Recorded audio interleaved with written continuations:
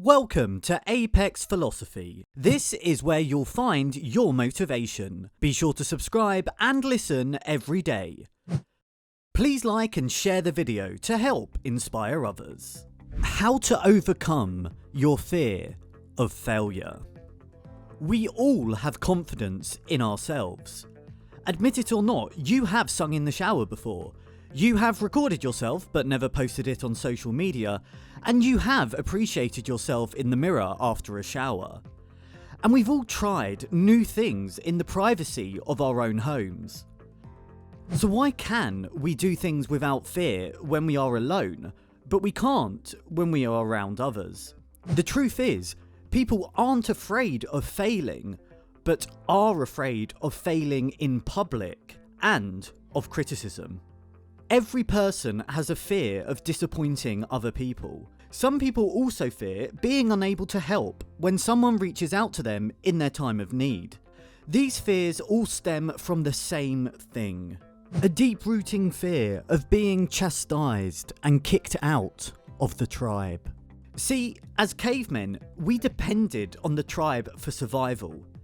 If we made the wrong comment or failed the tribe, they could decide to banish us into the wild, where we would most likely starve or freeze to death. So we became hypersensitive to what others think of us as a means of survival. This fear also creeps in when people are paying us for a service we provide. Some people call it imposter syndrome. This fear of not knowing what we are doing and worrying that we are going to let our customers down. This causes us to overthink to the point where we devalue ourselves and undercharge, sometimes even offering our help for free. The thought of disappointing others can kill your motivation. Don't let this fear consume you. You can be your own worst critic, but why can't you be your biggest fan instead? Instead, turn it around. Use it as the motivation to over-deliver, or becoming fixated on always putting so much value into your product or service that it is impossible for them to be disappointed. Nonetheless, this is a real fear, and if you want to overcome it, you have to embrace it. You have to face it and use it as fuel. For example, imagine you've accepted an invite to be a speaker for a seminar. Initially, you let this fear get to you, so you don't charge admission for attending. This is comforting, because if you didn't deliver enough value, or if you back out, you would be a total letdown. This is until the host tells you that the seminar is a paid event. If you fail to show up, you are wasting their time, effort, and money. Therefore, a total disappointment. In this scenario, the fear of letting people down can be overwhelming, which you will need to overcome. You must use this fear as a positive motivation. Do the speech and make your speech one of the best you've ever made. Let the fear be an inspiration to drive you to create the best speech ever. Let it motivate you to study, research, and practice for countless hours. By showing true effort and hard work, you are creating a strong mindset mechanism against failure and disappointment, which results in a decrease of that fear due to the probability of success being significantly higher. This is the reason why you need to accept your fear, embrace it, and use it for a greater and more positive purpose. You need to teach yourself to seize fear at all times. It serves a greater purpose than you imagine. Think of it as an opportunity to release your true potential. Allow it to bring forward the best version of yourself. Nobody in this world wants to feel disappointed in themselves. That's why you need to overcome and seize it. Don't be a coward to your own fear. Don't let your fear consume you. Be stronger than your fear. You must act now. There is no good reason to delay. You can't just hide in a bush and hope fear goes away. The only thing that will remove the fear is faith-based action. You have to have faith that you can do it, then take action towards preparing yourself. As you improve, your faith will grow and your fear will diminish. Remember to always seize every opportunity, even if it doesn't guarantee you success. Maybe it really doesn't mean success, but it was meant for building strength and personal development. You're at a point where you're trying to grow and expand your comfort zone, which, as expected, puts you into new territory, and you'll realise that you're developing and growing as a person. Personal development is worth more than you think and adds a lot of value to your life. If you challenge your fear every time, no matter how big or small it is, that will become the only option and fear will never stand a chance. Imagine a scenario where you are asked to do a game show. You start to overthink what might happen in the game. The fear of participating in the game show is the same fear of picking your phone up and recording a video or performing in public. That fear shows up every day and everywhere in your life, even in the aspect of entrepreneurship or business. So, learn how to tackle those fears, especially in the worst case scenario. Be ready for anything. Ask yourself, how can I overcome this fear and be a better person because of it? This question alone allows you to reflect on yourself and can open the path for much greater personal development, and allows you to be the best entrepreneur you can because you have faced and conquered your fears. So, who cares if you fail at making a dance video in public? You just have to do it and not care about what others think.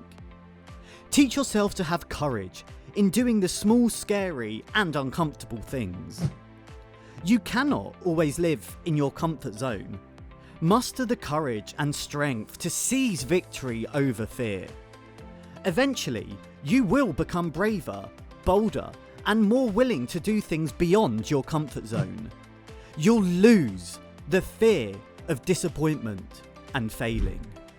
This ability to be brave is critical for growth, personal development, and success. Because in order to achieve those things, you have to venture out into the unknown. And that, by nature, is scary. So you have to learn to brave the unknown and face the fear of being banished from the tribe. Here are 3 practical steps you can take to become braver and overcome your fear. Step number 1. Heed the call to be bold. Throughout your life, you will be struck with inspiration and calls to be bold. You may be having one right now as you watch this video. That's amazing. When inspiration hits and calls us to be more bold, we need to listen. These moments come every day, so we have to take advantage of every one. Imagine a scenario where you were about to take an exam, and because you studied really hard, you were feeling really bold at that moment. You had prepared your notes and school supplies for this coming exam, but unfortunately, you failed the exam. That's normal. Maybe you studied the wrong stuff. The important thing is that you took action on that call to boldness, and you tried your best. We all have moments where we get inspired to be bold, but then fall down. The moments of inspiration that influence your decisions to be bold are meant just for you. You have to heed the call and accept the results. Embrace all of it. Whenever you come up with a decision, do it boldly. It is something you must do. Go with the flow of the momentum of your decision. Commit to it. If your mind speaks up and opposes that decision, it is a mental reflex to play safe and bring you a safer result, to stay in your comfort zone. Be a risk taker.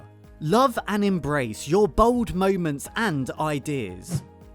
It is actually the best thing for you to grow as a person. Bold ideas don't necessarily mean impulsive or silly ideas.